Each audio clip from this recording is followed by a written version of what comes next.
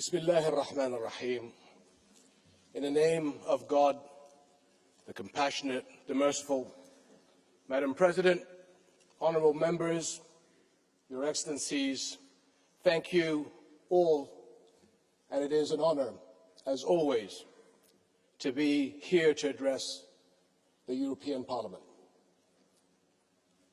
My friends, 5 years ago, I stood at this podium and spoke of the urgent need to find political solutions to conflicts, to restore confidence in global justice, and help people, especially young people, find hope and opportunity.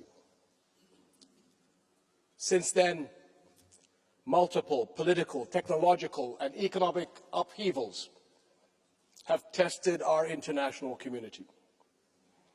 A global competitive, new security threats, unprecedented technological acceleration, rampant hypercharged misinformation, and a raging war in Ukraine and a cruel one on Gaza. And now the attacks on Iran, which threaten a dangerous escalation of tensions in my region and beyond.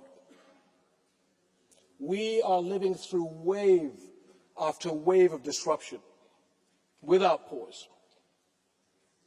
It is no wonder our world feels untethered, like it has lost its moral gravity. Rules are unraveling, truth shifts by the hour, hatred and division thrive, and moderation and universal values are losing ground to ideological extremes. In the chaos, we risk forgetting who we are and what we stand for. But it is precisely at these junctures of history that we must recommit to our values.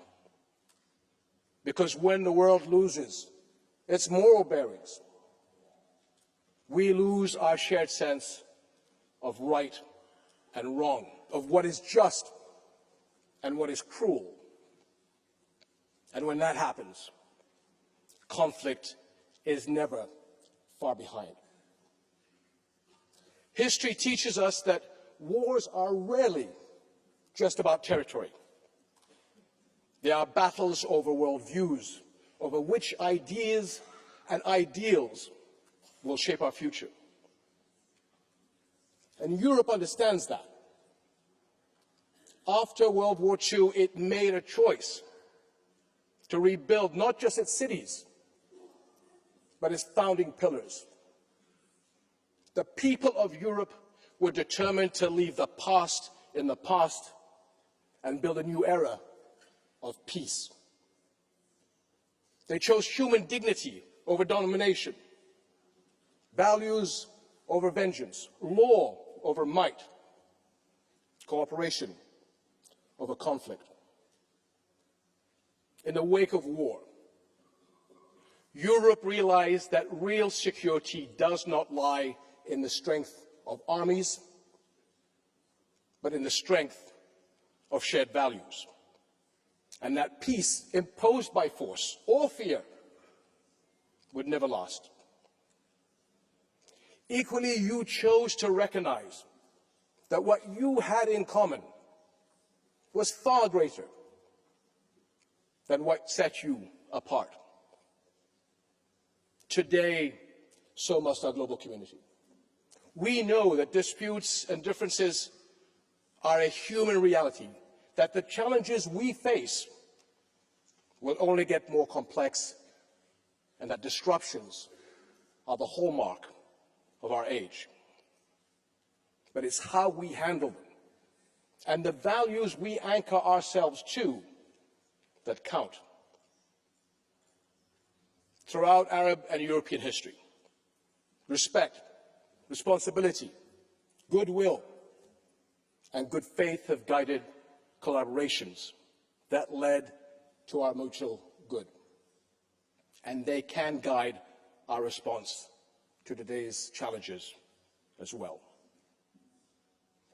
Speaking from this podium, and many others in the last 2 decades, I have sought to shed light on the values we share, many rooted in our different faiths, Islam, Christianity, Judaism.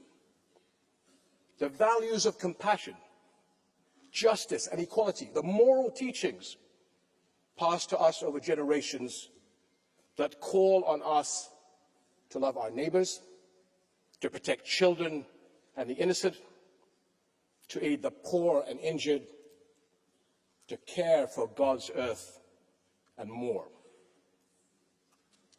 In Jordan, our firm belief in these common values, grounded in our history and heritage, drives our national principles of tolerance and mutual respect. And we are proud to be home to the baptism site of Jesus Christ, peace be upon him, at Bethany beyond the Jordan. Our Muslim country is home to a historic Christian community, and all our citizens share in building our nation. The same call to goodwill lies behind the Hashemite custodianship of Muslim and Christian holy sites in Jerusalem.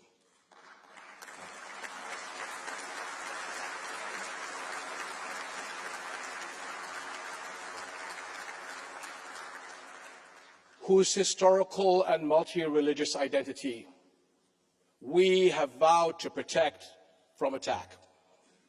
Indeed, our commitment echoes a promise to the people of Jerusalem made many centuries ago.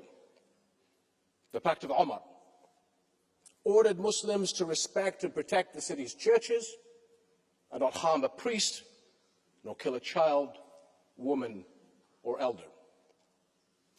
And 1,000 years later, the Geneva Conventions made these tenets universal. Recent events have called them into question. But we must ensure that these values and principles stand the tests of time and turmoil.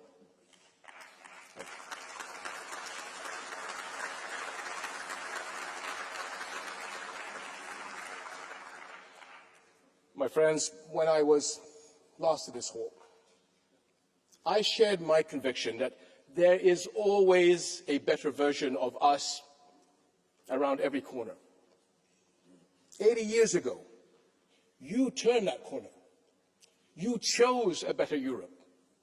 And for the longest time, the choices you made helped shape a more stable, principled world.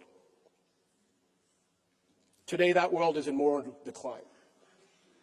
A shameful version of our humanity is unfolding before our eyes in real time, and our global values are unraveling at a shocking pace with devastating consequences.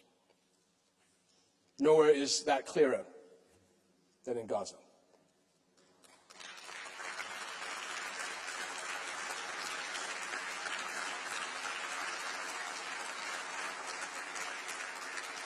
A place where the world has stood at countless corners, each an opportunity to become something better. And time after time, it failed to do so. Think back to 2023, the first Israeli attacks and raids on a hospital in Gaza. This sparked global shock and outrage. Since then, the World Health Organization has documented nearly 700 attacks on Gaza's healthcare facilities. How is it that what was considered an atrocity just 20 months ago is now so commonplace it barely registers? What version of our humanity allows the unthinkable to become routine, permits weaponizing famine against children, normalizes the targeting of health workers, journalists, and civilians seeking refuge in camps? 20 months. That should alarm us all. but not surprise us. Because when our global community fails to bridge the gap between principle and action, when values are not practiced, they become performative, abstract, and expendable.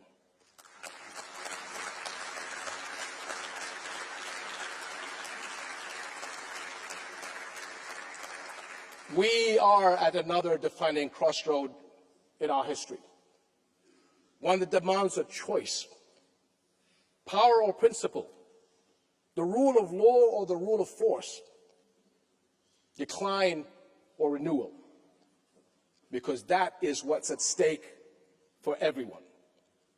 This is not just about Gaza, and it is not just another political moment. It is a struggle over who we are as a global community and who we will become. This year is likely to be a time of pivotal decisions for our entire world. Europe's leadership will be vital in choosing the right course, and you can count on Jordan as your staunch partner.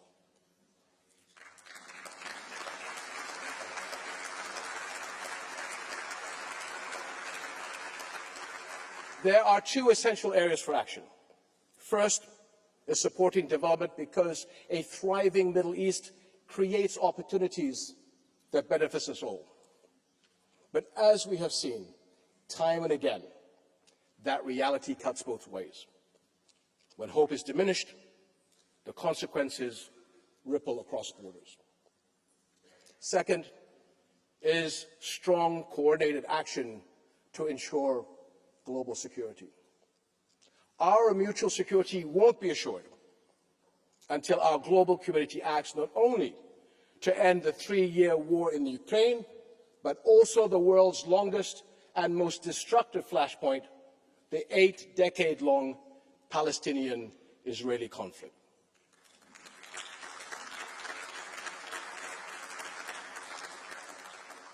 Because, my friends, Palestinians, like all people, deserve the right to freedom, sovereignty, and, yes, statehood.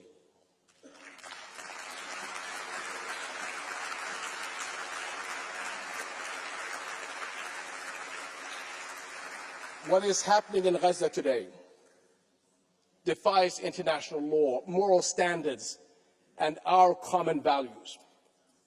And we are witnessing transgression after transgression in the West Bank, with the situation worsening by the day. If our global community fails to act decisively, we become complicit in rewriting what it means to be human. Because if Israeli bulldozers continue to illegally demolish Palestinian homes, olive groves, and infrastructure, so too will they flatten the guardrails that define moral conduct. And now, with Israel's expansion of its offensive to include Iran, there is no telling where the boundaries of this battleground will end. And that, my friends, is a threat to people everywhere.